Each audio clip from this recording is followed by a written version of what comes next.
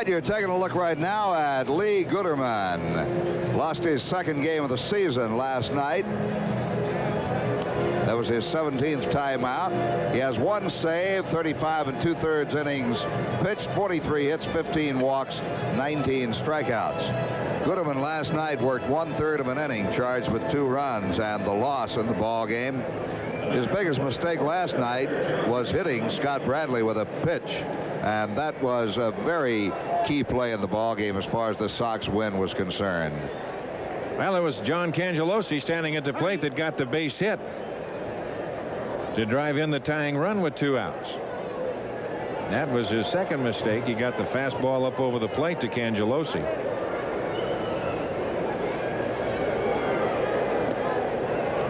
Got that one down and missed. 1-0.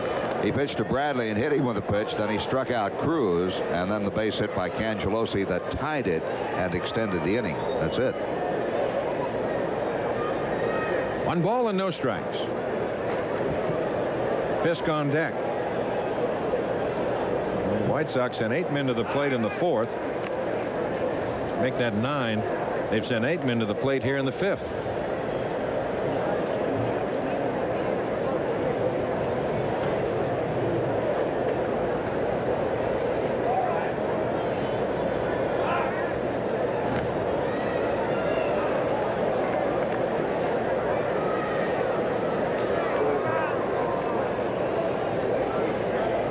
To 6, the White Sox on top. But I'll tell you, when you're inside here, don't go away. Anything can happen. It might end up 20-6. It end up 15-14. Who knows? As they can go out of here in a hurry. There's a shot left field. That's a base hit. Cruz around second. He'll hold right there. That'll be the Sox 10th hit of the ball game. Cangelosi's second. He's going to develop quite an affinity for Lee Gooderman. You got another high fastball up over the plate to Cangelosi, and he just jumps on those. Second inning in a row now, Don, that the Sox have batted around. As Fisk becomes the 9th man to bat here, as he became the 9th man to bat in the 4th inning. Well, there you see Carlton over the last 3 games, 7 hits, 7 RBIs. He's 0 for 3 tonight, and we're only in the bottom of the 5th inning, or check that, top of the 5th inning. And the curveball in and over.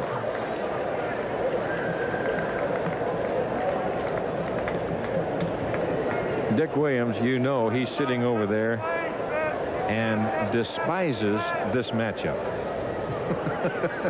Absolutely despises it. What were the words he used in the media this morning? Lack of fortitude. Yeah. There he is down there behind Phil Regan. There's the strike, and the count is 0-2. But he wants to see if he can slip through the fog here somewhere, because he's got Baines, Walker hitting behind Fisk. And he doesn't really want to go to Houston.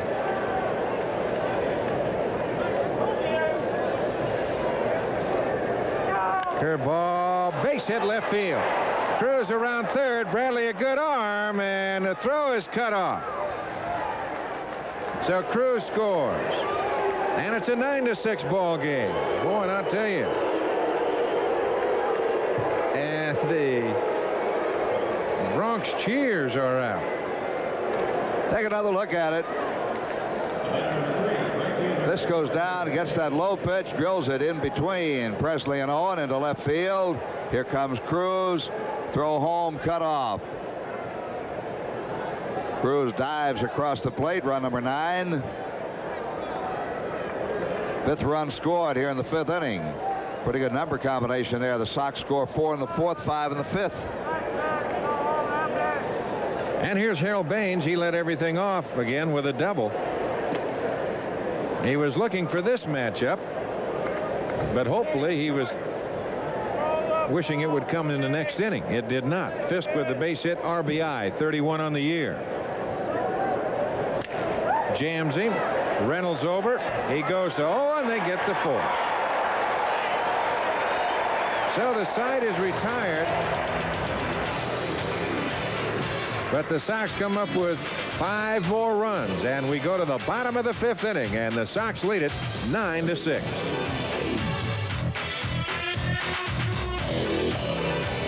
Is presented by the authority of the Chicago White Sox for the entertainment and non-commercial use of our audience. Any reproduction or other use of this program without the express written consent of the Chicago White Sox and Fox Television Stations Incorporated is prohibited.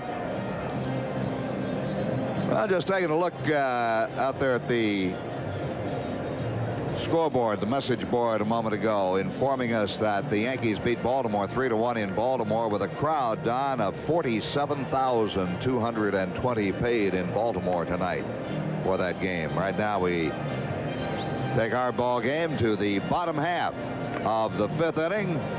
Here's the pitching line on Mike Moore. 4 2/3 innings, 9 runs. They're all earned.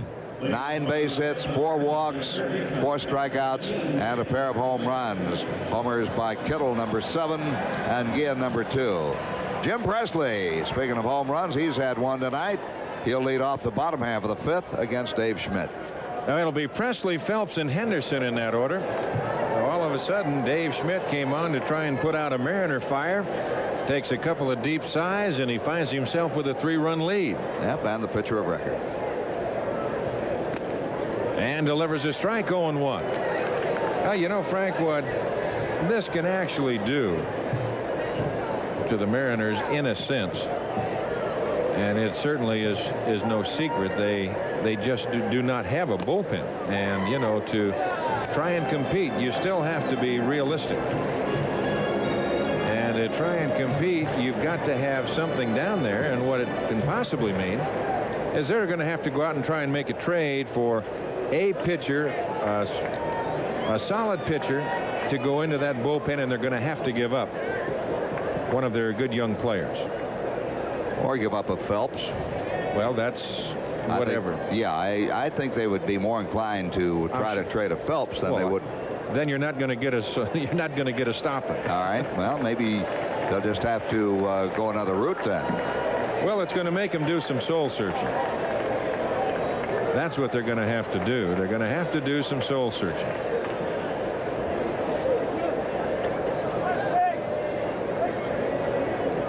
Three balls and a strike to Jim Presley. There's a shot up the alley, right center. Cangelosi just turns his back and heads to the wall.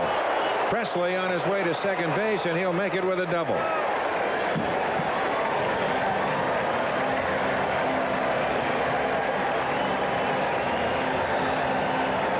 Presley not running that gingerly. I don't know whether he's got a little ouchy leg or not. Well, we'll take another look at it. The pitch stays up for him, and it's up the gap. Rolling all the way to the wall. Karam's back to Cangelosi. 2-base hit. And that'll bring on Ken Phelps.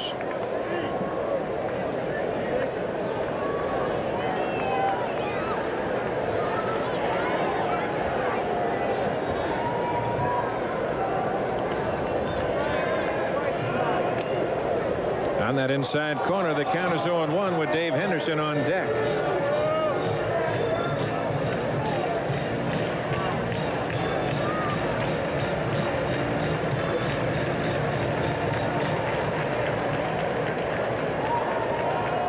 Phelps tonight has walked twice and scored twice. And very quickly it's 0-2. Hello, look at those two pitches. That fastball on the inside corner, and he's jumping back out of the way. Now talking to John Hirschbeck.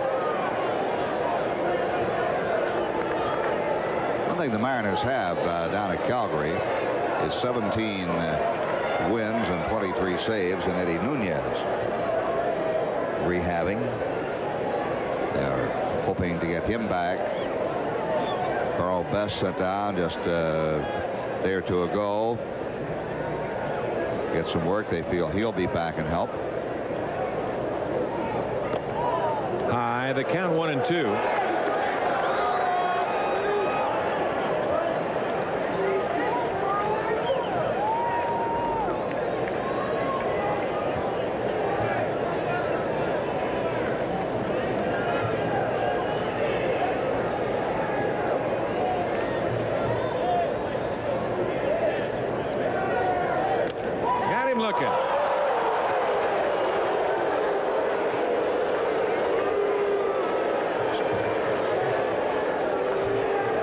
take another look at it. That pitch is right there, and no argument on Phelps' part on that one. The second strikeout for Dave Schmidt.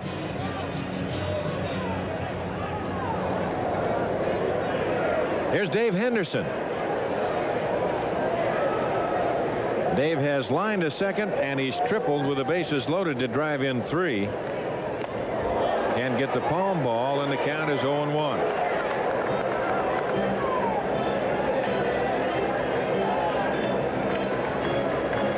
You got a chance, Don, to explain just how the palm ball reacts, how it comes up there. Well, it kind of tumbles up there, Frank, and it's an off-speed pitch, a change. And in the case of Dave Schmidt, when he's got a good palm ball, and that is really one of his, probably his Class A pitch. It sets up the other 2 pitches. That fastball right there, you see it tails and tailing in, and then it will tumble and go down. Throw with the same motion you do a fastball? Well, with a fastball, you got more velocity. You have good motion. You should have good motion with the palm ball. And Dave, when he's throwing right, has good motion and good control with it. That is his number 1 pitch. And it sets up his fastball and slider as his second and third pitches.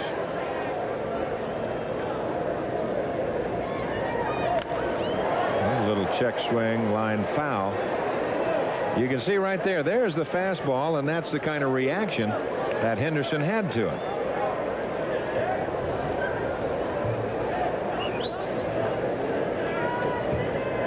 Now that's the fastball, and all he's doing right there is just a little self-preservation.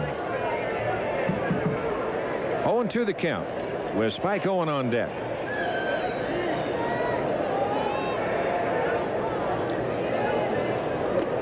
There's the slider. Now he's shown him the fastball. He's shown him the palm ball.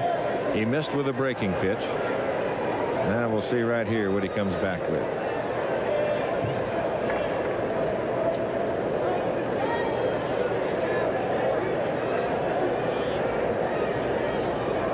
There it is, and there goes the bat again. You see the fingers. If we could take that back in slow motion from center field, you'll watch the fingers come up with the palm. Now Pudge giving the signs. Now watch the hand, the fingers of Schmidt right there. You can see them coming around, and there goes the bat, and that's what happens if you throw it correctly. And you grip the ball right back here in the palm. Right back in the palm. Right. And when that hand comes around, those fingers come up and off, and Dave Schmidt has got an excellent palm ball. So Presley remains at second base, and here's Spike Owen. There's 2 outs. Takes a strike, 0-1. But about the time that then gets into the psychological part, Frank, of pitching and hitting. You get the hitter starting to look, show them enough of those palm balls, they start looking for it, then you can start slipping the fastball by him a little. And then they say, well, now he's gone back to the fastball, you come back to the palm ball. There it is. There's a little looper right to Cangelosi. And the side is retired. No runs on a hit, no errors, and a man left. We're through 5, 9-6 White Sox.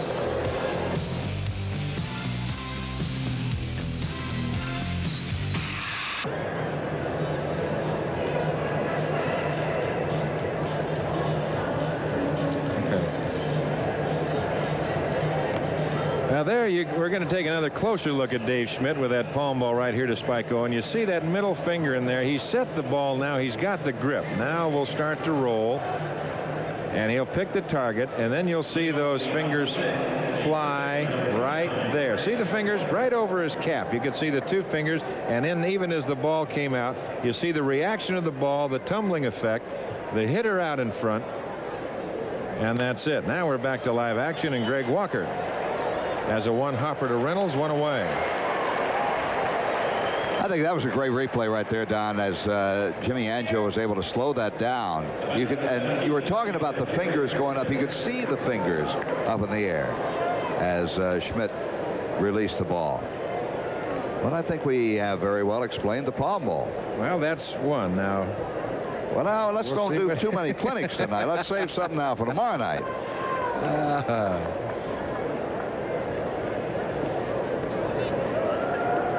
Here's Jerry Hairston. He will turn around and hit from the right side as he takes a strike, and the count is 0-1. Jerry's walked twice, singled, scored twice, and driven in a run. As you look at Ron Kittle on deck.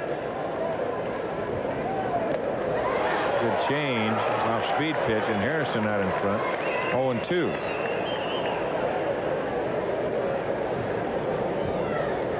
Gooderman not an overpowering type pitcher. He'll put a little on, take a little off, and his good pitch, out pitch many times, is the overhand curveball. See what they want to come with here. Down low, that was not the big overhand curveball. He's got one that goes down.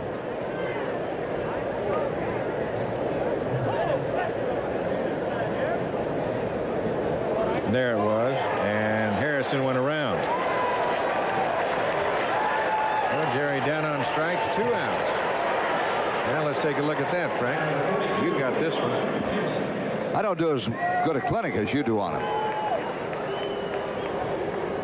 To me, that is just a breaking ball in the dirt. Jerry could not hold up. No, he tried to and could not. Now here's Ron Kittle.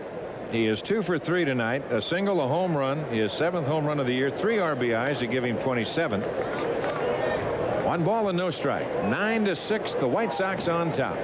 Scoring 4 in the 4th, 5 in the 5th. 9 runs, 11 hits, 2 errors for the Sox. 6-7-0 for the Mariners.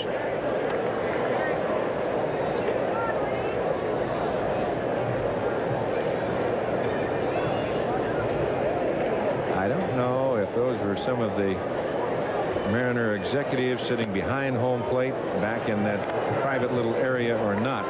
3-0 the count to Kittle. One on the far right looked like Chuck Armstrong.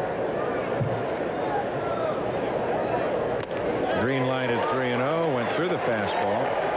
Well, he wasn't quite geared up for that.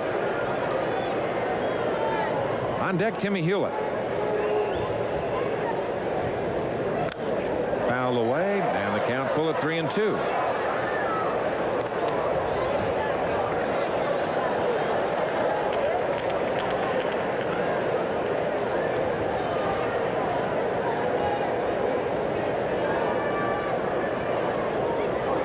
High, and he walks him.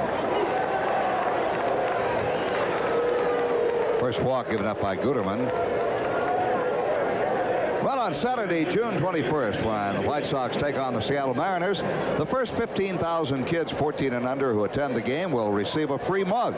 It'll feature the White Sox mascots, Ribby and Rhubarb, and compliments of Kool-Aid. Plus, all kids with a ticket who bring 5 Kool-Aid envelopes or 1 canister rubber to gate 9 at 10:30 a.m. will be admitted to a special clinic conducted by White Sox players and coaches. Tim Hewlett takes his strike. He may not get a clinic on the palm ball, but it's going to be a very worthwhile clinic. Hewlett has struck out twice and hit into a fielder's choice, 0 for 3. There's a bouncer up the middle. Spike going will go right to the bag, and that'll be out number 3. No runs, no hits, no errors, and a man left to the bottom of the 6th inning. 9-6 White Sox.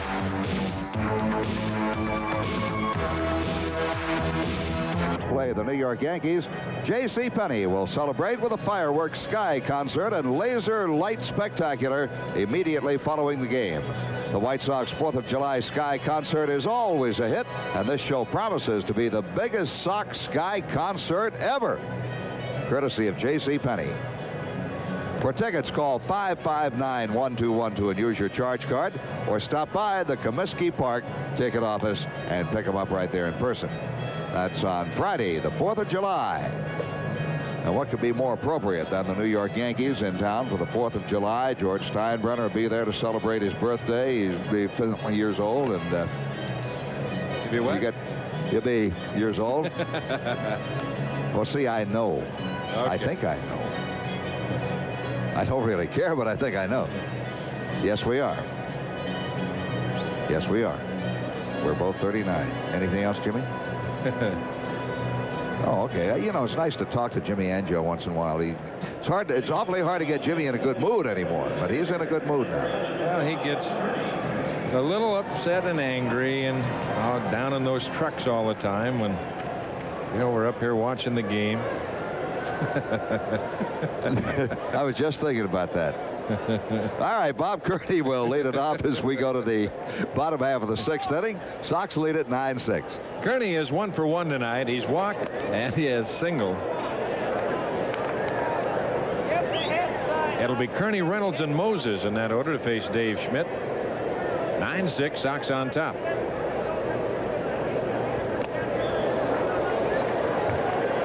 One ball and 1 strike. There's Reynolds on deck. 2 more games with the Mariners. Tomorrow night, don't forget, as Frank mentioned before, a 7 o'clock start, so that'll be 9 o'clock back in Chicagoland. Inside, 2-1. And then Sunday at 3:30. That's right. 1:30 Pacific Coast time, 3:30 Central time. You know, I'm getting used to the times. You know, I'm getting. I can transpose the times now. Low and away in the count, 3-1. In 4 minutes, it's going to be tomorrow in Chicago. Finally got you west of the Hudson, and you realize there is something else. Yes, there is. There is life west of the Hudson, and a good life. I'm going to tell you that. High pop. Ozzie Guillen. He says he'll take it. 1 away. In fact, I'd be lying to you if I told you that anything except that life west of the Hudson is a lot better than life east of the Hudson. Here is Reynolds. He is 0 for 3. He's bounced to first, flying to center, and line to Timmy Hewlett at third, who comes up inside the bag.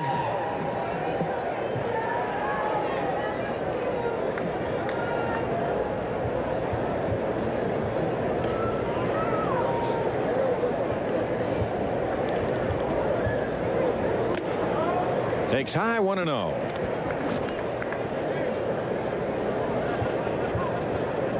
So far, they've thrown a blanket over Reynolds, 0 for 7 in the series, with Moses on deck.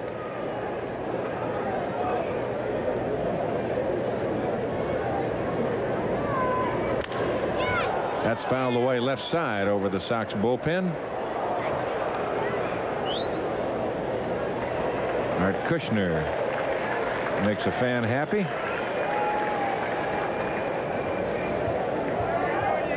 One ball and 1 strike. And the count 2-1.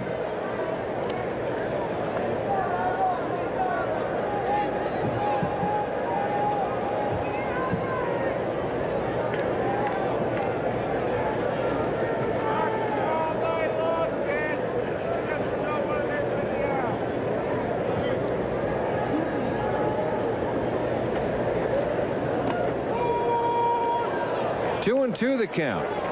Reynolds takes that fastball at the knees. And with the 2-strike count, Timmy Hewlett will back up at third, about a step behind the bag.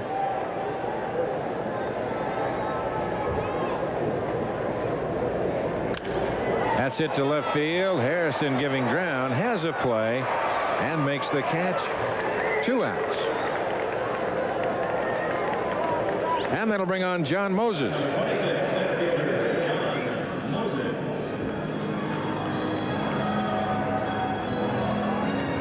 Moses tonight 1 for 3. Has bounced to third, singled in the second, and bounced to first in the fourth.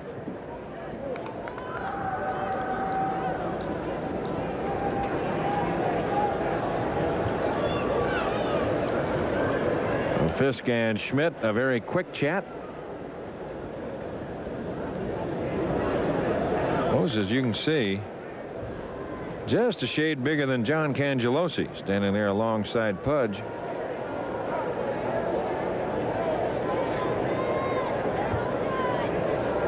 The 3. See if they're using that. There's the palm ball, and there it is. In and over. Sit at home, you can kind of get to thinking along. Without the sequence signs, you can kind of get to thinking of Fisk and Schmidt as you watch the signs. And they want the palm ball again. And he throws it a little high. The count 1-1. There's Phil Bradley on deck.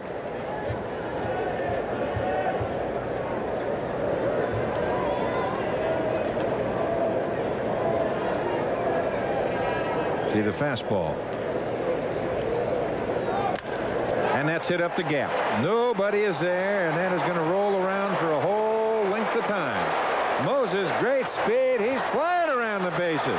Guillen bobbles a ball, and they hold him at third.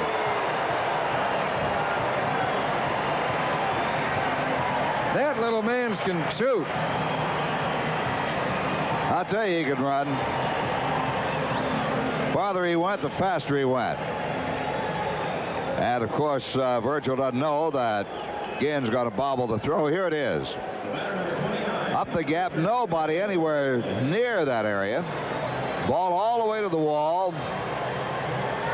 Kicks off. Now Cangelosi's on it in a hurry. Into Guillen, and by the time the ball gets to Guillen, Moses is into third base and has been flagged down by Ozzie Virgil. Here's Phil Bradley. Well, last night we talked about some of the exaggerated overshifts. And when you have a guy out there like a Dave Schmidt, that's the only time that you can really get stung with those overshifts. You got a man that has an off-speed pitch, or somebody is working on an off-speed pitch and throws off-speed pitches without your outfielders knowing what's coming.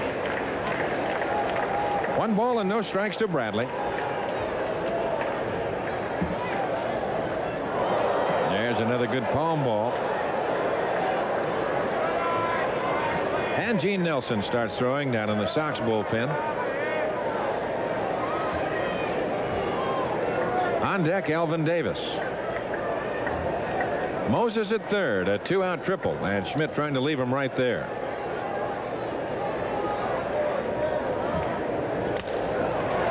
Up the middle, Cruz over, the high throw, not in time. Boy, Bradley got down the line in a hurry. Moses scores. It's 9-7.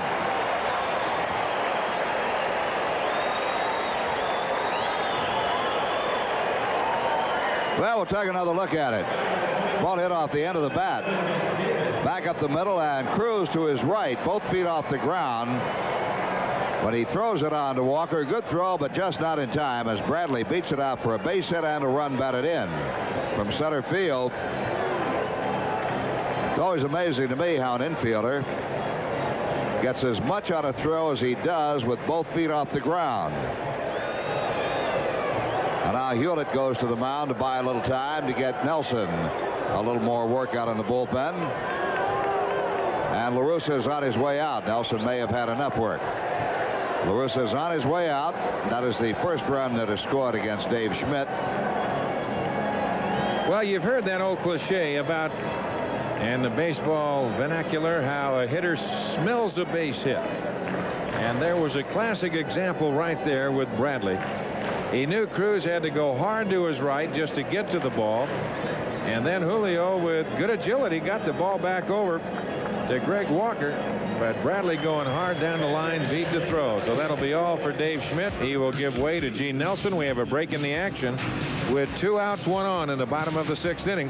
And the White Sox on top, 9-7.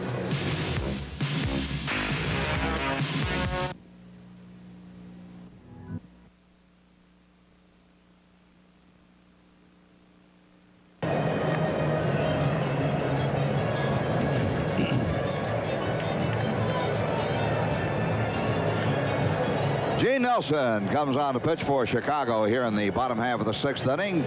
He'll be making his 24th appearance. 4 wins, 2 losses, an earned run average of 2.31. 1 save, 50 2/3 innings pitched, 40 hits, 19 walks, 31 strikeouts. Nelson last pitched Tuesday against the California Angels. He went 1 2/3 innings in that ball game. In fact, he pitched both Monday and Tuesday against California, 3 innings total, allowing 1 run, 3 hits, 3 walks, 1 strikeout, and looked good in both outings. He did not figure in a decision there. His last decision was a loss in Toronto on May 31st. So he'll work to Davis to try to got the final out here of this inning done. All right, Frank, Alvin Davis tonight has lined to center, lined hard to Cangelosi, singled and scored in the third, and he bounced to first. That was in the fourth. Curveball down low, and the count 1-0. All of a sudden, the Mariners have brought the tying run to the plate. And this ball yard as the next one that the Sox will visit, the Metrodome. Boy, I'll tell you, anything can happen.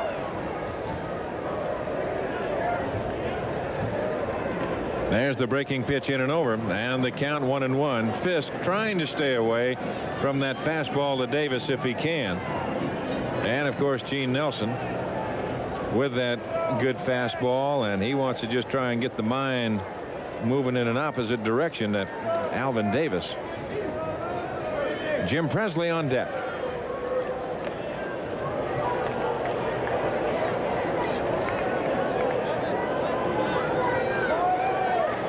Bradley, good speed at first, as we witnessed on that infield base hit.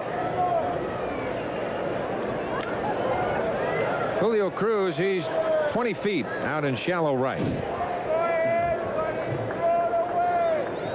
Davis without the speed, and that's where you can take advantage of that. You can see how far Cruz is out.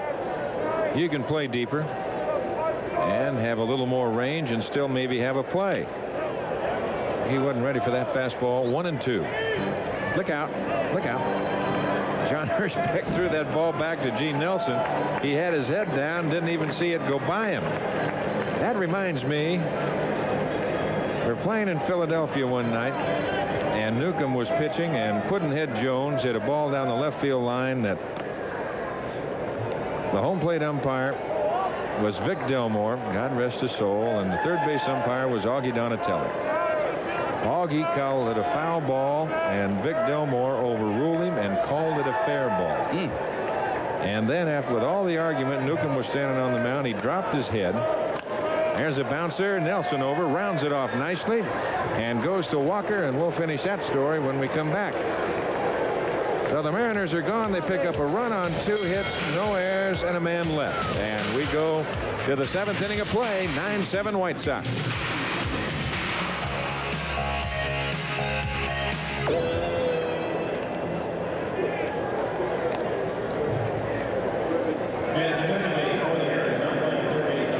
Now that's the story as we go to the top of the 7th inning, and Frank, just finishing that story, as Newcomb was standing on the mound, he had given up arguing through the whole thing, very disgusted, dejected, standing on the mound, had his head down. Vic Delmore, the home plate umpire, threw the ball out. Someone yelled at Newcomb to look out. He looked up, and the ball hit him right in the nose. Oh, no. Oh, you think now he wasn't hot. Here's Ozzie Guillen as Frank will take over. Bounces one up the middle. Third base hit for Guillen. So Ozzie hot tonight. A single, double, and a home run. Other time up tough out. A line drive to center field, and Moses ran down. Right in the nose. Hit him right in the nose, and he went down, and not many guys on the bench saw it. Some of us, you know, with our sense of humor, we were laughing. And he was down on one knee, had his hand cradled, leaning on his knee, and Chico Fernandez said, "Look at Newcomb, I'd never seen him do that," in his Cuban dialect. He said he's crying. Cruz showing butt as Guillen goes. Safe, stolen base.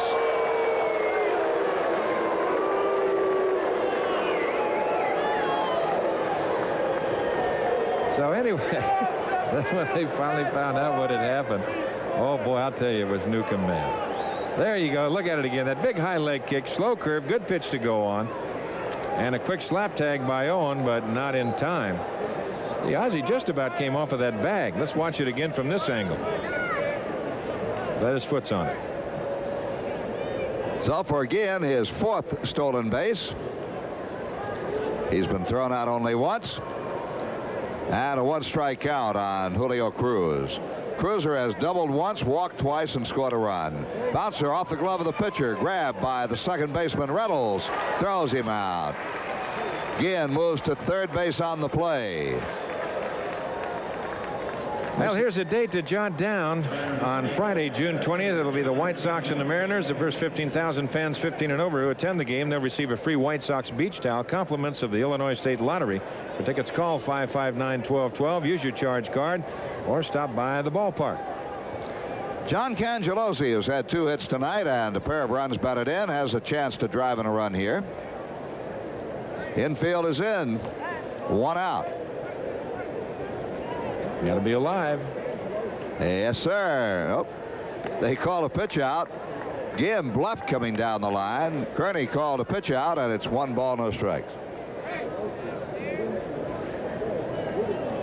Domingo Ramos is now playing third base. Presley out of the ball game. Don mentioned to you, he did not like the way Presley was running when he had that double a couple of innings ago, and he's come out with Ramos in at third base.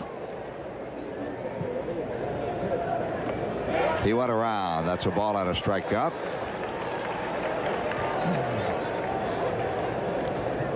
Lee Gooderman in relief of Mike Moore. Gooderman came on in the 5th inning. The Sox are leading 9-7 in the 7th inning. That's a big runner down there at third base for Chicago. Out with the 1 strike count now, you might see Tony La Russa change his mind. Blowing in with a breaking ball. 2 balls and a strike. Cangelosi casting a long look at Nossick. And Guillen verbally checking with Nossick at third.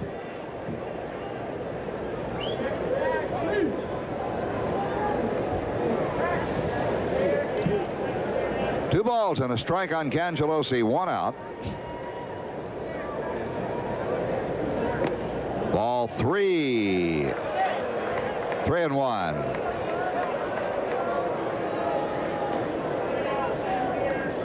Yeah, there's Mark Huesman, the right-hander, and Young, the left-hander, in the Mariner pen. Ball got loose out of the bullpen. Nobody realized it. Now time is called. First base umpire Rocky Rowe saw the ball come rolling by him. Said, where'd that come from? Bullpen. So the ball got loose from the left-hander Young out there. Nobody saw it as it rolled down toward the field. Could be a very dangerous situation. 3-1 count.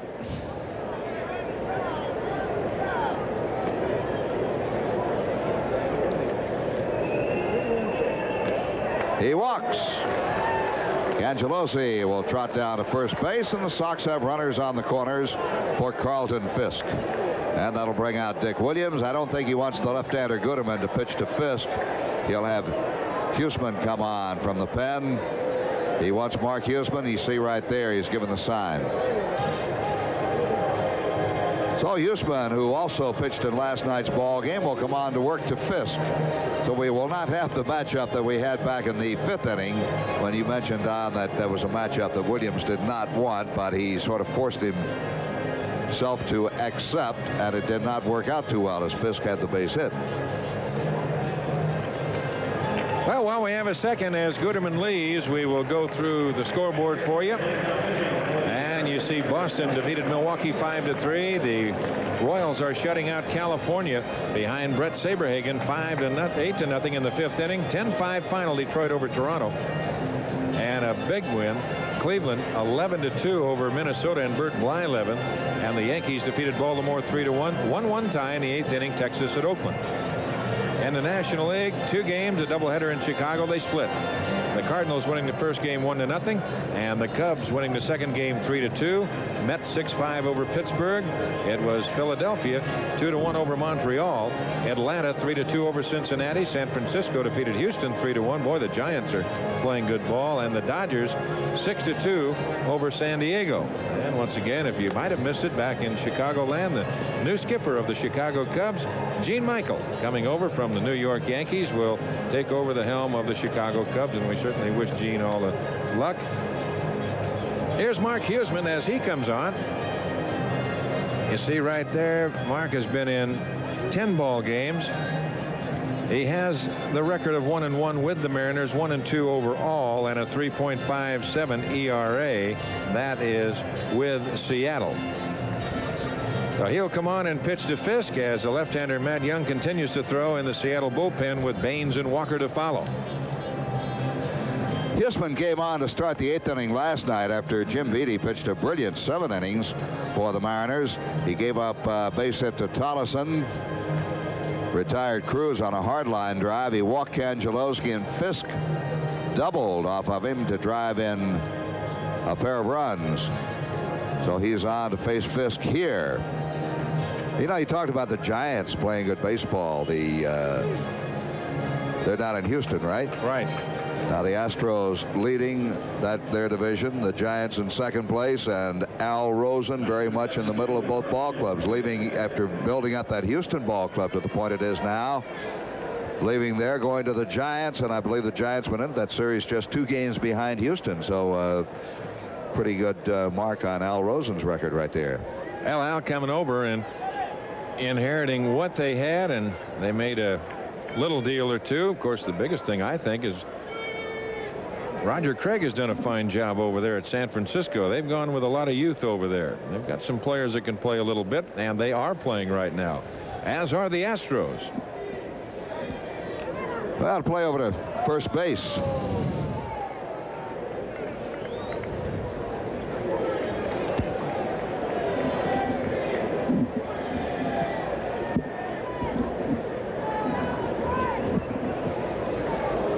Fisk 1 for 4 tonight with an RBI, and again they go after Cangelowski.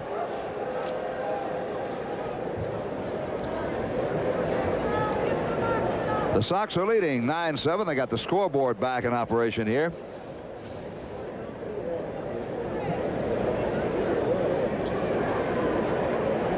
And everything seems to be working here now. Cangelowski bluffs going and pitch low and outside. Kearney may have been crossed up that time, and he goes right out to the mound to talk to Huseman.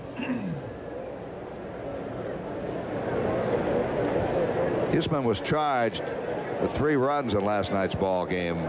2 of them earned, 1 unearned.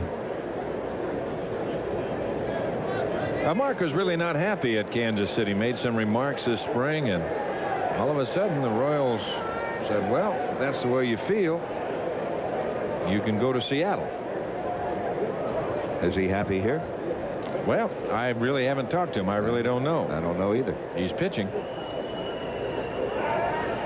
Bluff to third. Cangelowski back in at first base. I'm going to see that play work yet. I hope I stay around long enough.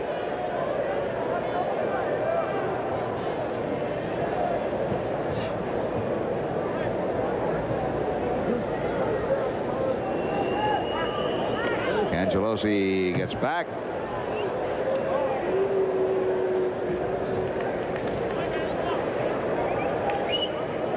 Reynolds and Owen, the second baseman and shortstop, clog up the middle.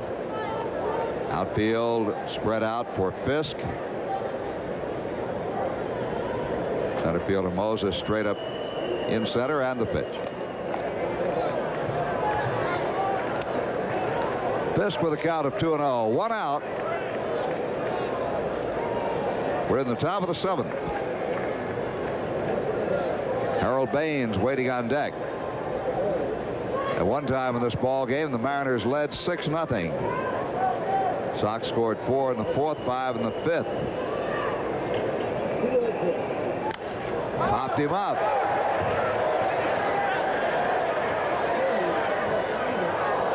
Kearney didn't see it. Nope, he sure didn't.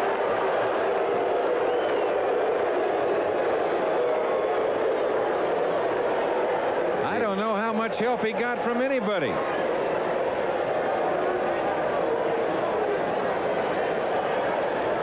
Well, I tell you, that is the pitcher's responsibility right there, or anybody coming down the line. He's looking up and he doesn't see it.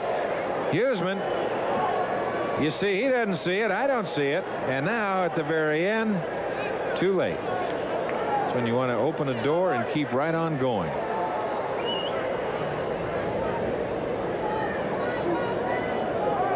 You know, it's really amazing to me that more balls are not lost against this dome ceiling, gray dome. 2-1 count on Carlton, and after Cangelosi again. Guillen at third, 1 out.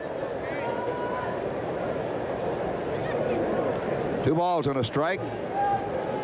And the Sox with a 9-7 lead.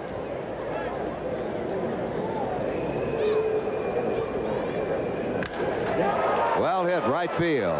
Henderson back near the wall will make the catch. Guillen will tag and score. Throw to first. Cangelosi gets back. And the Sox now lead it by a score of 10-7. Fisk with his second RBI tonight. Eddie Brinkman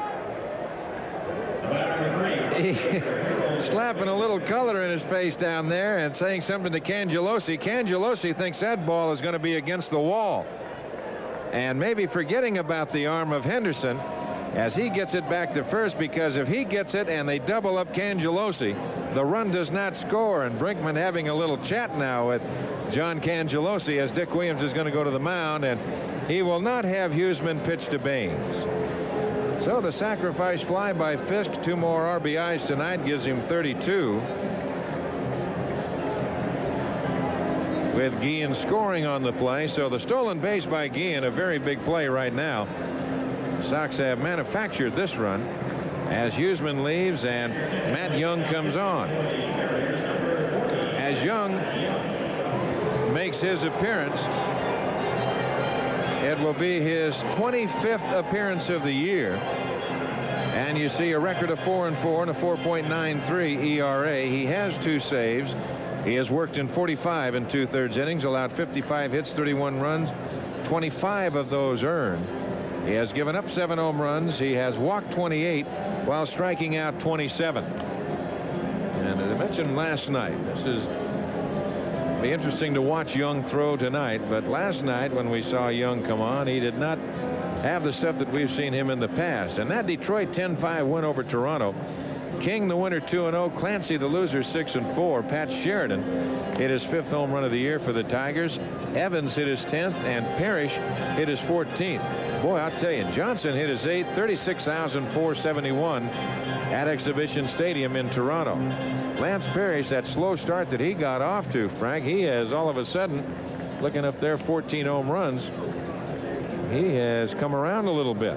He really has. Sheridan, a home run tonight, 5 for him. Evans hit his 10th. Sheridan, a good pickup for the Detroit Tigers after really being released by Kansas City. And you know that kid King, I can't think of his first name, but the first time we saw Detroit this year, Sparky Anderson was so high on that youngster. He wanted it. He said, I'm going to tell you something. And you know, the way Sparky can speak as if it is etched in stone. He said he is going to win in the major leagues. That's the kid that got some notoriety back in the spring. He warmed up for an exhibition game, and the last 2 warm-up pitches he threw were high and inside. Huh. To a right-hand hitter. All right, Baines up with 2 outs, and Cangelosi dancing off first. It was on Baines that Young made that errant throw last night. Breaking ball for a strike. Baines nut one, if you were not with us.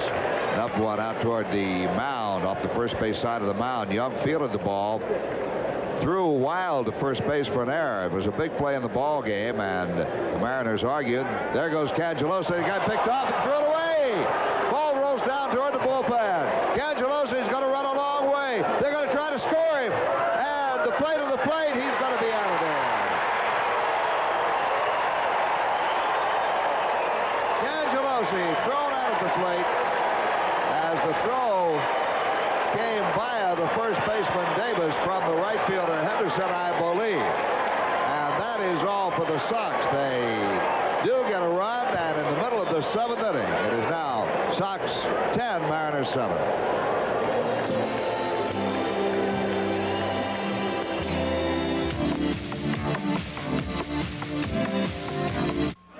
Give me a light. Ooh, Bud Light. Great game. If you just ask for a light beer, you never know what you'll get. Pitcher of light. Bud Light. So if you want the lips-filling light beer with the first name and taste, don't just ask for a light beer. Give me a light. Ask them to bring out their best. Bud Light. Bud Light. Because everything else is just a light. I just made a smart choice. I heard Ford was holding the line on their car prices, so I went down to my local Ford dealer and checked it out. Know what? I heard right. See this Escort? No price increase, and I saved hundreds of dollars with a special option package. Got a 3-year warranty with unlimited mileage, terrific financing. Hey, no wonder it's such a popular car. You know the best part? I got straight talk from a dealer who actually appreciated my business. Ford Escort was the one for me. When you find quality people with a quality product like that, you're talking value.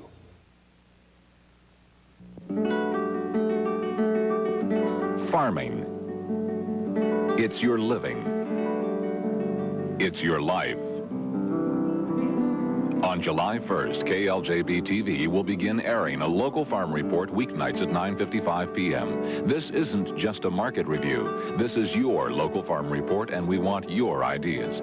Mail your suggestions to KLJB-TV, 937 East 53rd Street, Davenport, Iowa, 52807.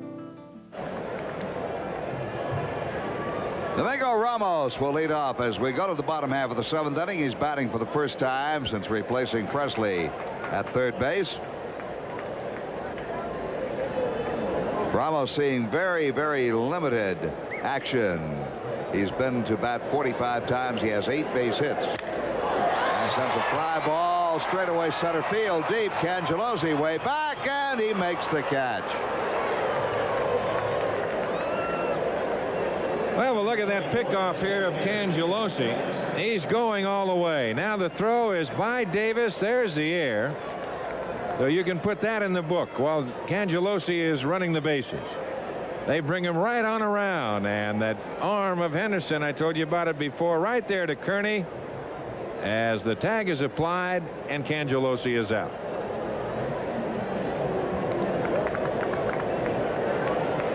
Ken Phelps will stand in with 1 away. Left center field, that's going to be a base hit. And it gets by Heston to the wall. Phelps into second base. 2-base hit. That is the first hit of Gene Nelson.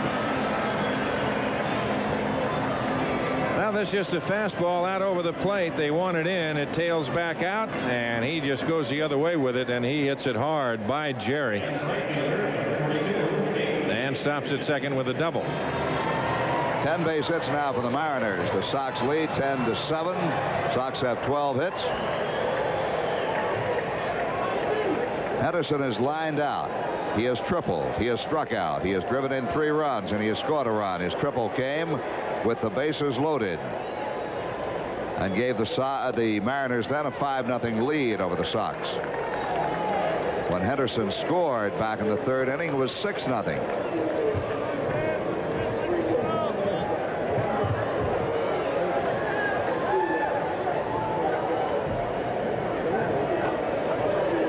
Ball and a strike.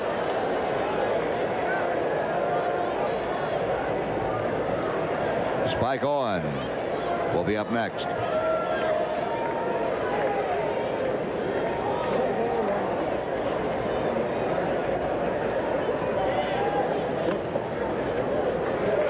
Two and one.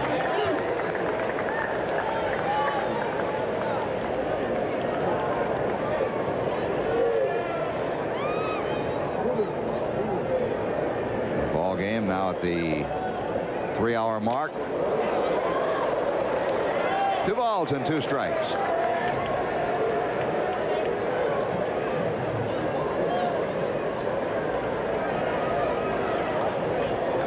Nelson, the 3rd Sox pitcher. Joel Davis started, worked 2 1/3 innings. Charged with 6 runs.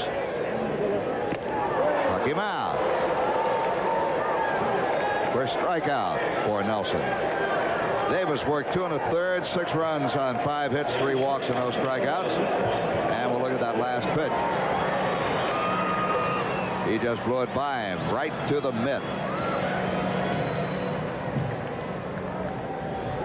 Dave Schmidt, the pitcher of record for the Sox, pitched 3 1/3 innings, 1 run, 4 hits, no walks, 3 strikeouts. And Nelson relieved in the 6th inning.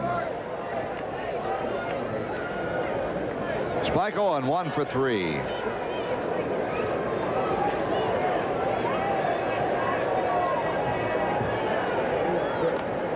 You never know when one play is going to be big in a ball game. Owen being waved home from second base on a base hit by John Moses in the 2nd inning was thrown out at the plate. Cangelosi to Fisk for the final out in that inning. That was a big play.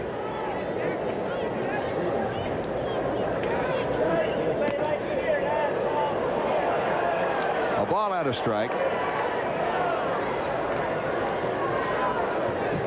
So far, we've had 17 runs scored on 22 hits. There have been 3 errors in the ball game. 2 by the Sox, 1 by the Mariners.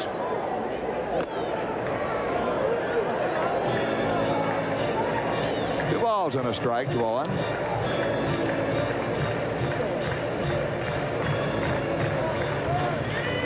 Game 3 of the series tomorrow night, 9 o'clock. Tom Seaver will pitch against Mark Langston. That's a strike. 2-2. Fans disagree with the plate umpire, John Hirschbeck.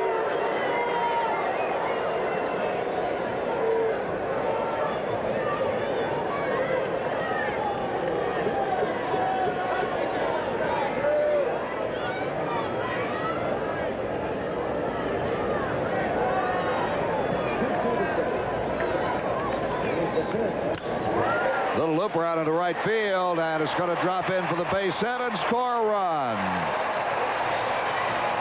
Phelps comes across on a base hit by Spike Owen.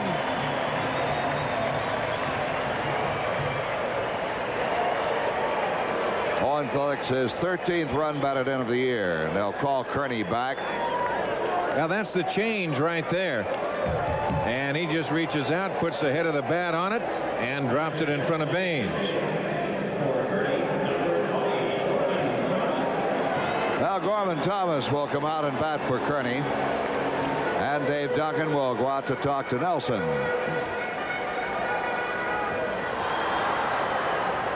I don't know why Kearney even bothered walking up toward the plate. He could see Yeager down there in the right field corner warming up. So, a little meeting out at the mound being held by pitching coach Dave Duncan, and there is Gorman Thomas. At one time, one of the most feared hitters in the league. He can still hit the ball out. He's batting but .192. However, he has 9 home runs. 23 runs batted in. He's driven in 23 runs with 30 base hits. He's also scored 22 runs. He's also struck out 52 times. So Gorman Thomas will bat here for Bob Kearney. He is the tying run. Gorman is. Sox lead 10-8.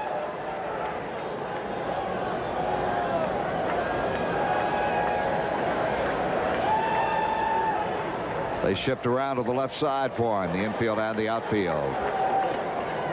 Ball 1. There you can see the defense. You can see Guillen playing back in the outfield at shortstop. Cruz is back in what would be the outfield grass, well around, almost behind second base. Ball and a strike. Going for a breaking ball.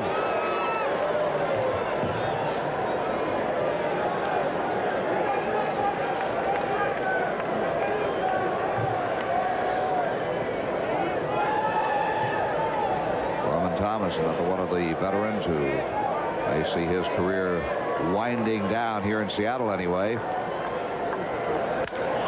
There's a base hit. Or is it? No! Cangelosi comes on to grab it. That'll retire the side. Well hit ball. Good play by Cangelosi. A run on a pair of hits and a man left on.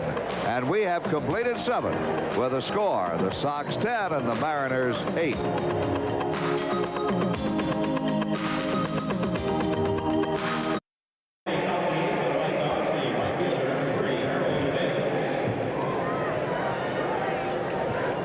All right, we're ready to go to the 8th inning. Here's Don Drysdale. All right, Frank Harold Baines was at bat when Cangelosi was picked off and then thrown out trying to score. Baines takes a strike.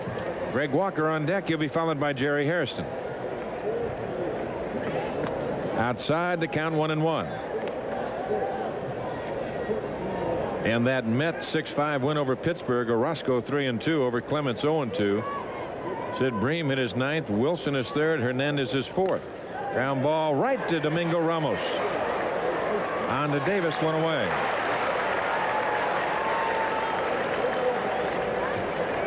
And that'll bring on Greg Walker. Shane Raleigh picked up his 9th win of the year against 4 losses. Burke took the loss 4-2 in Philadelphia's 2-1 win over Montreal. Steve Yeager is the new catcher for Seattle.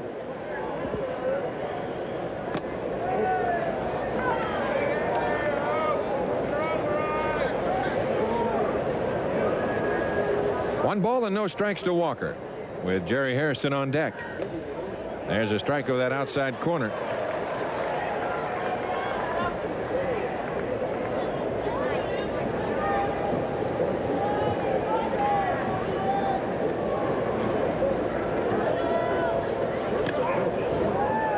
Two and 1 the count.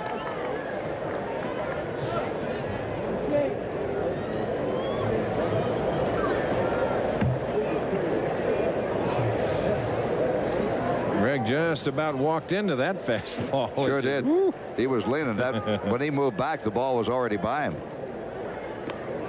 And get the breaking pitch in the count 2-2.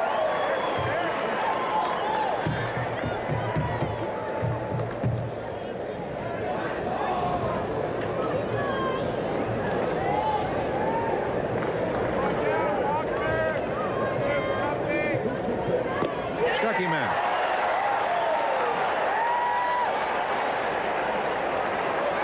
First strikeout for Young. Well, the last pitch to Greg Walker. Way down low out of the strike zone, but he went for it. First strikeout for Young. And that will bring on Jerry Hairston, who tonight is 1 for 2. Has walked twice, scored twice. Ground ball, Ramos. Good play. Throws to get him. That is the first 1-2-3 inning for the Mariners since inning number 1. We go to the bottom of the 8th. 10-8. White Sox.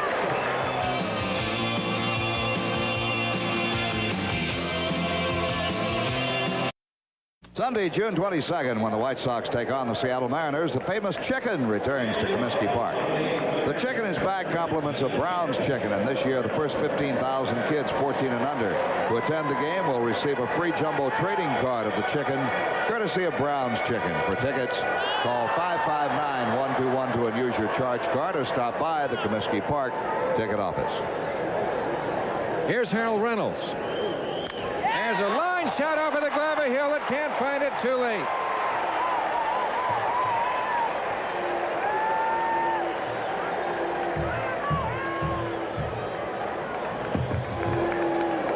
It is on the replay. Well hit ball. Hewlett knocks it down with the glove, then for this instant does not know where it is. By the time he finds it, no chance of a play, and Reynolds is on. And Bobby Bonilla has come on to play left field for the Sox. Hairston is out of the game.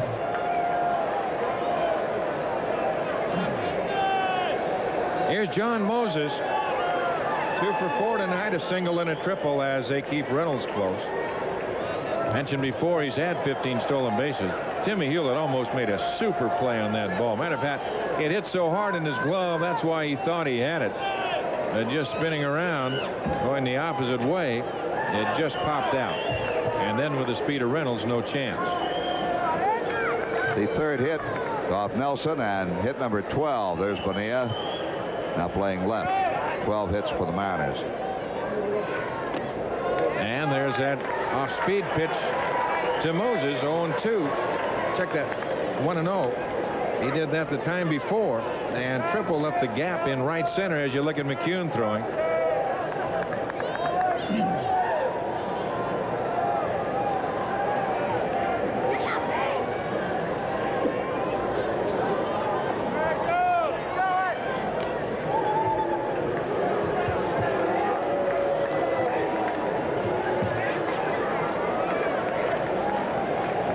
One ball and no strikes with Phil Bradley on deck.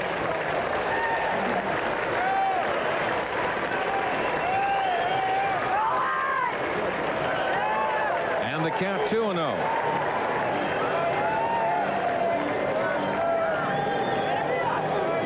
Sports Vision is your home for Sox 86 Weekly, Quest for the West, the official highlight show of the White Sox, only on Sports Vision, Chicago's winners on cable. Call your local cable company for details.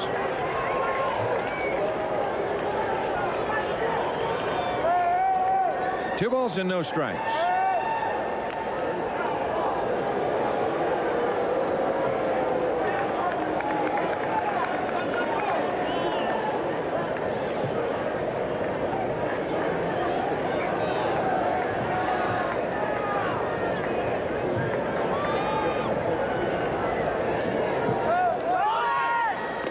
That's low, and it's 3-0.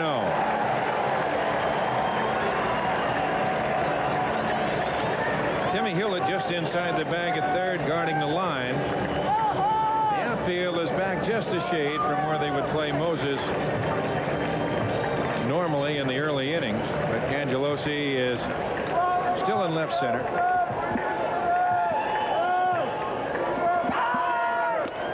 Takes a strike in the count, 3-1.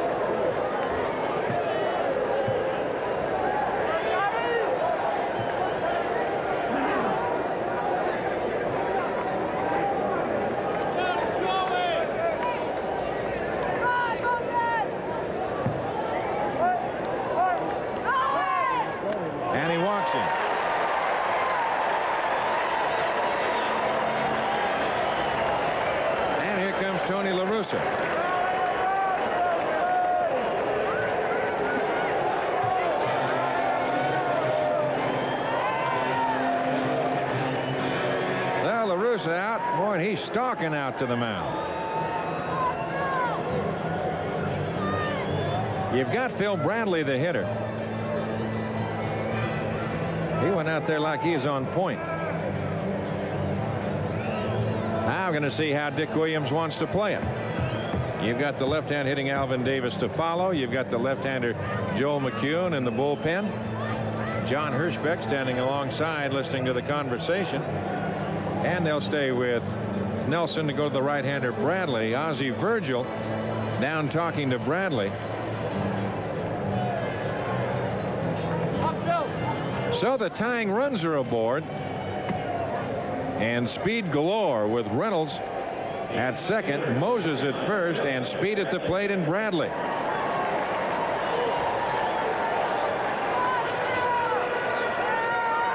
Walker up. He's looking for the bunt. Hewlett up inside the bag at third.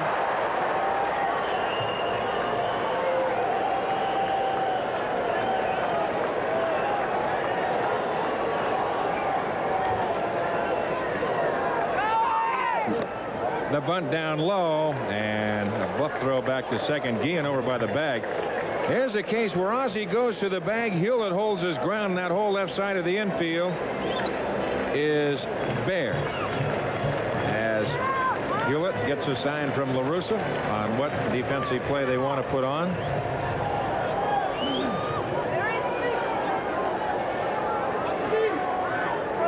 Walker in now, back a step. Hewlett backing up a little bit.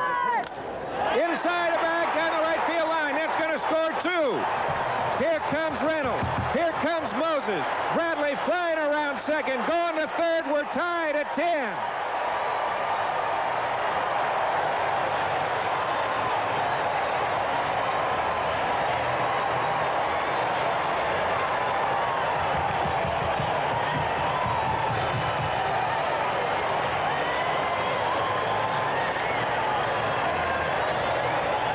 Here it is. The ball will be hit between Walker, drawn in, and the line. first base all the way down to the corner. Reynolds in to score as Baines runs the ball down. Gets the ball in, and Moses in to score, and Bradley, who really turned it on at third base with a triple. Well, Nelson is out of the ball game, and McCune will be brought in. Bill Bradley now with 2 base hits and 3 runs batted in tonight. And it's a tie ball game. There have been 20 runs scored tonight on 25 base hits. And add in 3 errors if you would like. Well, I'll guarantee you both managers would like to just kind of set foot in a little sailboat and float around in Lake Washington, but no one to bother either one, the way this thing is going. Well, McCune will be pitching to Alvin Davis. Have a distress situation here. Heard many definitions of distress. Let's see what Mr. McCune has done. A save. He's not given up many hits. He has walked a few people in his 14 2/3 innings. Struck out a few in his rookie year in the major leagues. He has pitched very well.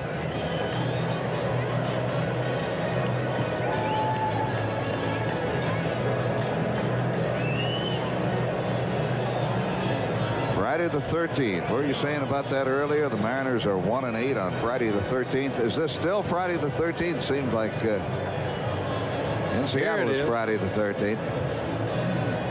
In Chicago it's Saturday the 14th or Sunday the 15th. I'm not sure which. I got the hours straightened out, but now I'm losing track of the days. McCune pitched on the 11th against California. Worked 1 2/3 innings. Pitched very well in the ball game. The Sox lost that one 12-11. But he'll work to Alvin Davis, and McCune has his work cut out for him. The go-ahead run is at third base with nobody out, Don.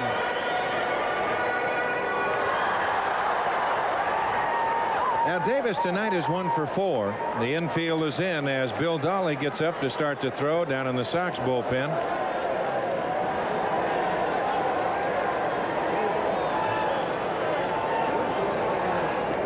That's low. The count 1-0.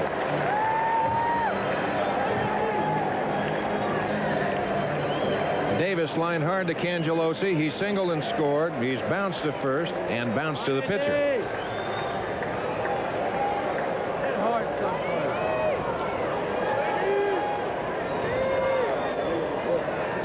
Inside. Good play by Fisk.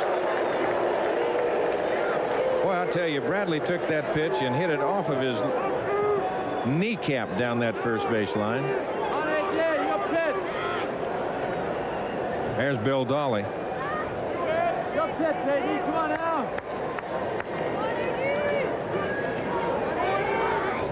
2 balls and no strikes. There's the strike and the count 2-1. That'd be the first time that Davis has seen Joel McCune, so he's had a chance to look at a pitch or two. There's Domingo Ramos on deck.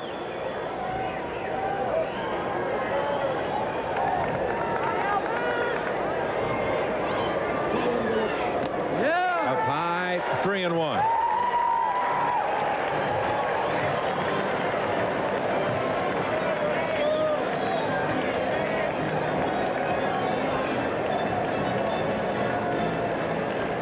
Right there, he just sets that forkball grip. He just set a split finger fastball grip, and we'll see what he changes it to here if he does it all, and walks him.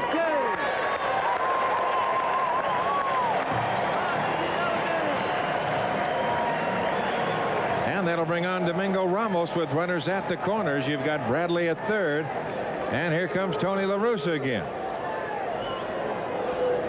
And he's going to the bullpen. He wants Bill Dolly. Now, Dolly didn't have a whole lot of time to warm up down there, but obviously he is ready to come in, or Tony would not have waved him into the game. So Dolly will become the 5th Chicago pitcher of the night.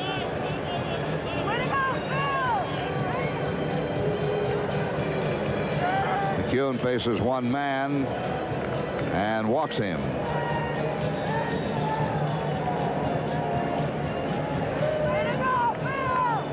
Well, let's see. The Sox have used 5 pitchers. Mariners have not used their 5th pitcher yet.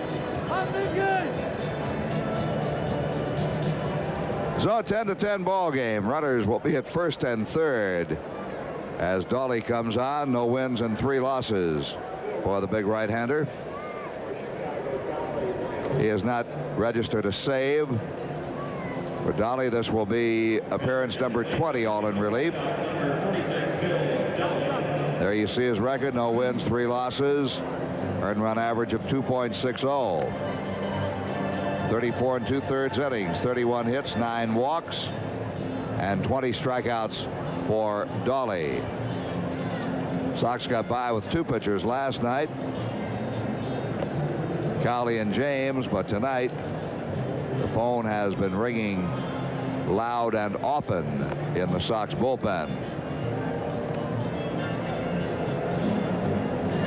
Dolly pitched in that Wednesday afternoon game against the California Angels.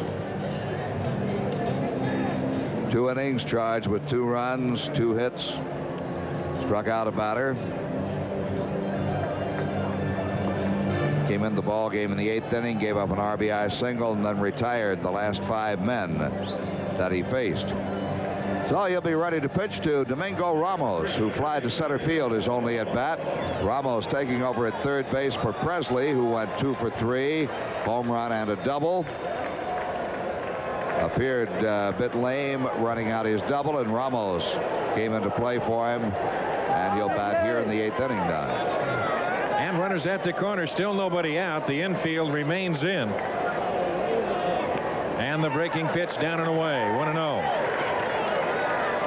The Ozzie Virgil saying, get the ball up and take a shot to the right side. You got a big hole on that right side. Outside, the count 2-0. And Ken Phelps on deck.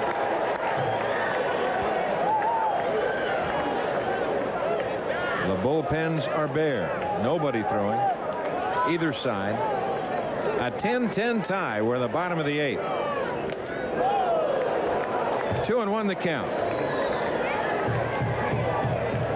Ramos trying to make it 13 with that swing. First time at bat, he fly deep to Cangelosi in right center. They play him to hit to the opposite field. That's high, and it's 3-1.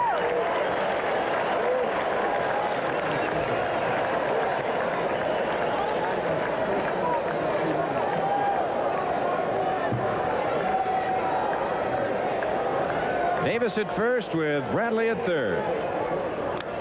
Out of play, and a full count, 3-2.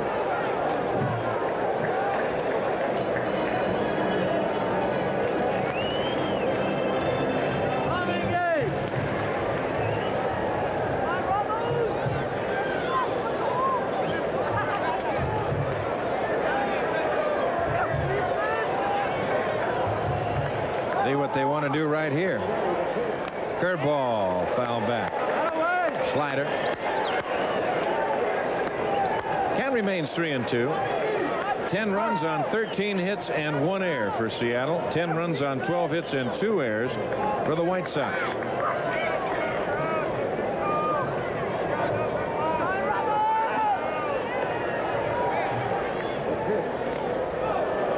What did that do? Foul tip. Yeah, hit his bat handle. Now John Hirschbeck will take a peek at it.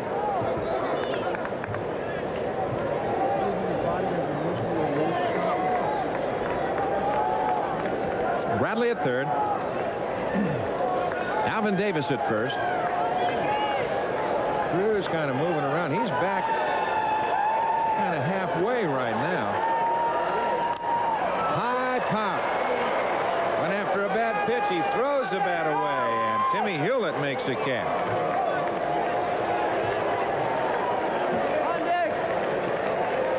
Now there's 1 out, and that'll bring on Ken Phelps. It'll be interesting to see now how the Sox play the infield with 1 out. Runners at first and third. Again, it just looked in toward the dugout. Cruz is setting up back. And Fisk wants to go out the mound. Oh, he started out there. Well, everybody trying to get themselves on the right track here. They're going to walk Phelps. They'll walk the bases loaded right here. They'll walk the bases loaded to pitch to Henderson.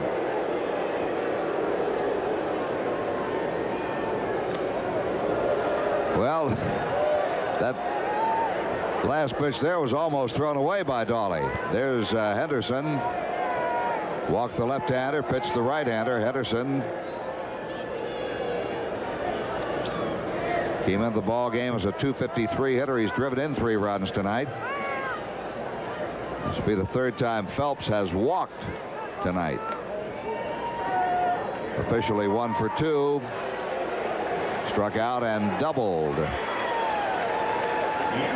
Now here's Dave Henderson with the bases loaded. And you assume the infield now has to play for the double play. Henderson, pretty good speed. Now you've got Bradley at 3rd, Davis at 2nd, and Phelps at 1st. And here's Henderson. And he got a pitch down. Hard hit. Cruz has it. Goes again for 1. They double him up. So the inning is over, but 2-run score, and we're through 8, tied at 10.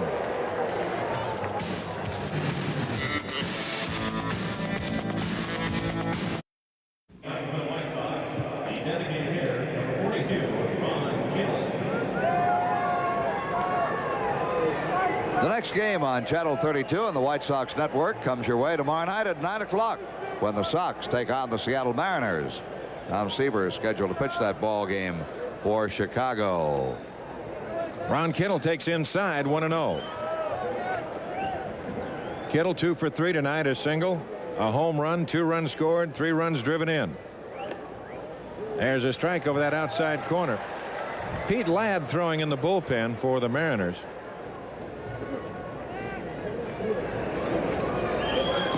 Curveball low, the count 2-1. Now the Sox, they dodged a bullet in the bottom of the 8th inning. Outside, the count 3-1 as the Mariners tied it with nobody out and Bradley at 3rd, and they got out of it. There's Ladd in the bullpen. Out of play, the count full 3-2.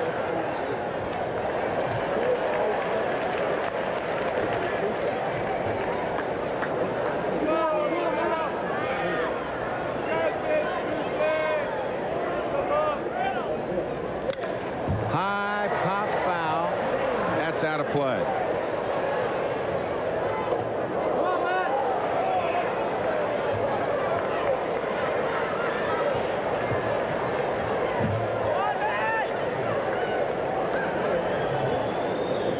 Now the count remains 3-2.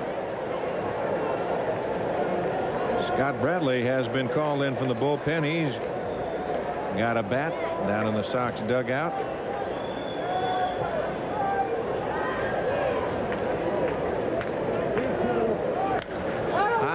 Right side. Alvin Davis. Foul territory.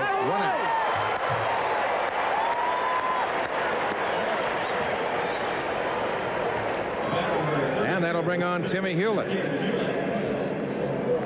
If you're looking to the Mariner 9th inning, they have Spike Owen, Steve Yeager, and Harold Reynolds.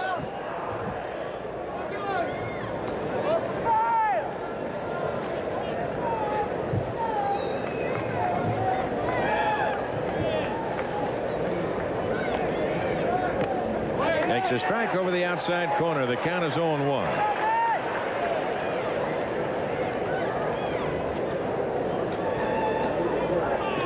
Breaking pitch just inside. 1 ball and 1 strike the count.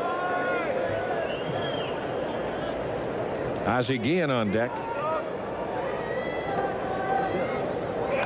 Bounce foul, first base side, and the count moves on to 1-2.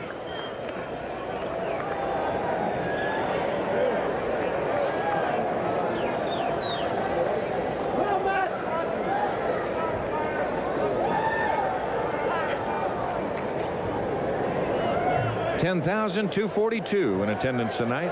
Oh, and they've seen something. Got him on the breaking pitch.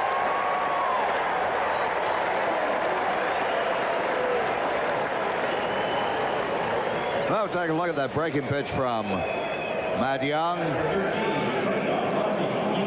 Hewlett well over the top of it. Yeah, the fans here have seen the Mariners lead 6-0. The Sox come back and lead 9-6. And now tied 10-10. Here's Ozzie Guillen. Curveball for the strike, and the count is 0-1. They've also seen a rarity. Ozzie Guillen hit a home run. His third in his major league career and second this year. Well, I'll tell you, that's hit foul. If John Moses doesn't make a great catch on Ozzie Guillen in the third inning on that line drive that he hit over his head that started to take off, Ozzie Guillen would have hit for the cycle tonight. That's right. That for sure would have been a triple. Yeah. Struck him out. Side retired, and we go to the bottom of the ninth, tied at 10.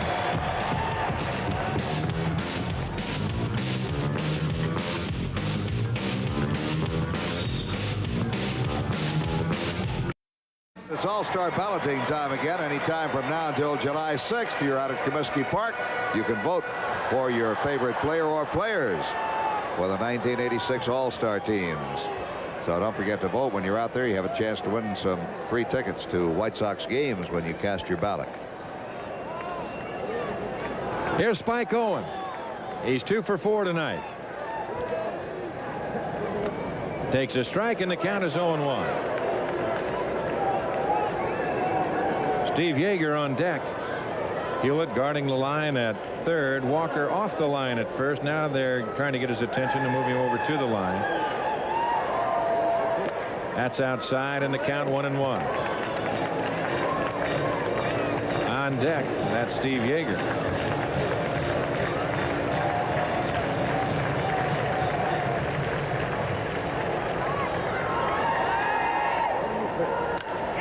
Hit hard up the alley, left center, a long way to go for Cangelosi. He can't get it high off of the wall. Bounces by Bonilla and hits a double for Owen.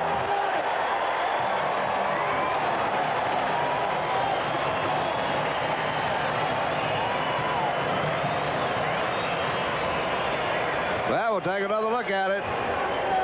That ball is well stroked by Owen. Left center field. Bonilla in pursuit.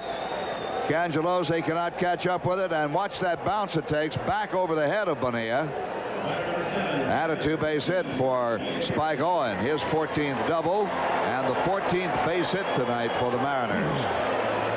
Walker's going to come in real close. Greg has got to cheat a little bit. Hewlett laying back at third just a shade. As you look for the bunt here by Yeager. Outside. Dolly charging right straight in, so Yeager, as long as he's been around, you know that he took a look at how they were going to move. Guillen trying to keep Owen close at second. Bunt third base side, foul. 1 ball and 1 strike. You just figured Dick Williams would go right to the wall here with Yeager, bunting all the way.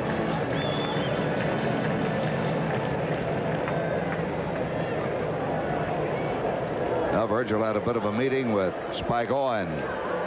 Well, he probably told him not to get real cute out there at second base because Guillen's really trying to jockey in behind him. We've already seen that play work before at Kansas City. And he fouls it back.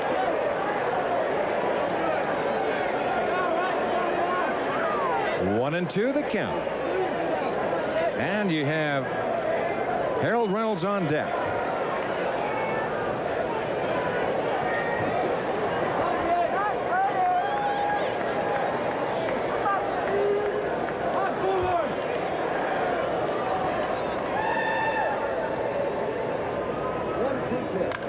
Base hit right field. Baines has one play to the plate, and they will hold the run runner at third. So Yeager strokes it to right.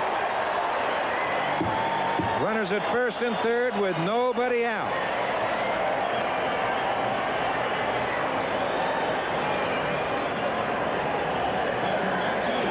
And here is Reynolds. And Tony La Russa going out to the mound. I tell you what, you could see something right here. I don't know if Tony's got it in his playbook or not. You might see a 5-man infield. Meanwhile, we'll take another look at Yeager's hit. He just slaps that ball. Sort of a stiff arm swing there. Slaps the ball through into right field. Advancing Spike Owen to third base. Well, the outfield's got to play in very close. Now we'll see, first of all, what they want to do with Reynolds.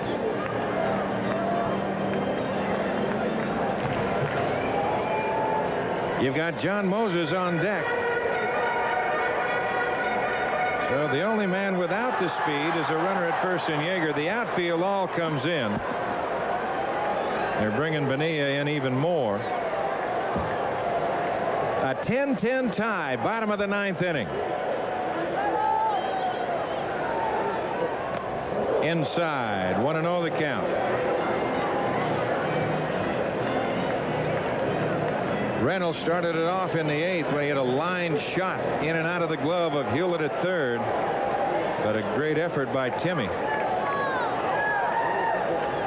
That's low, the count 2-0.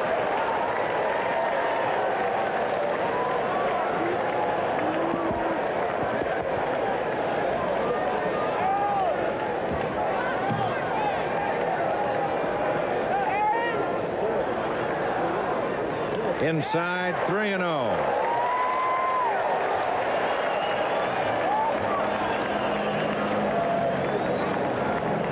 And you don't know whether Dick Williams would green light Reynolds right here or not.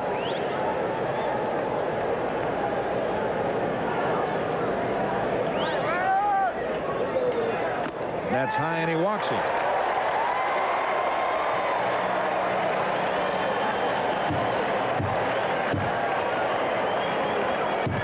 Second walk by Dolly, and here's Moses.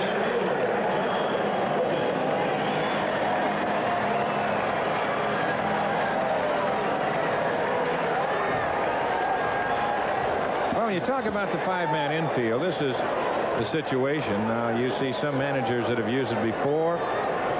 What you do is you bring an outfielder with a left-hand hitter up there. You might bring an outfielder in on that first base side. You just fan the other two. Now the bases are loaded. And Dolly backs off. John Moses is 2 for 4 tonight with 2 runs scored.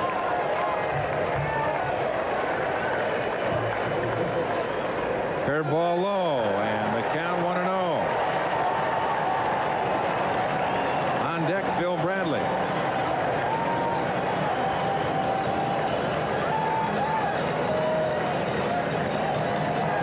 Angelosi, he's playing right in behind. He's trying to sneak in behind the runner at second base, and Steve Yeager. That's high, and it's 2-0.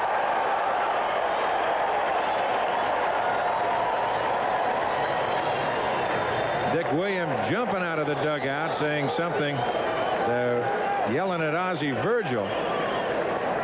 Ellen Virgil yelling out to Yeager. They watch Cangelosi. High to left field, and this will do it. Bobby Bonilla going back, and that ball is high off of the wall. The Mariners win it 11-10.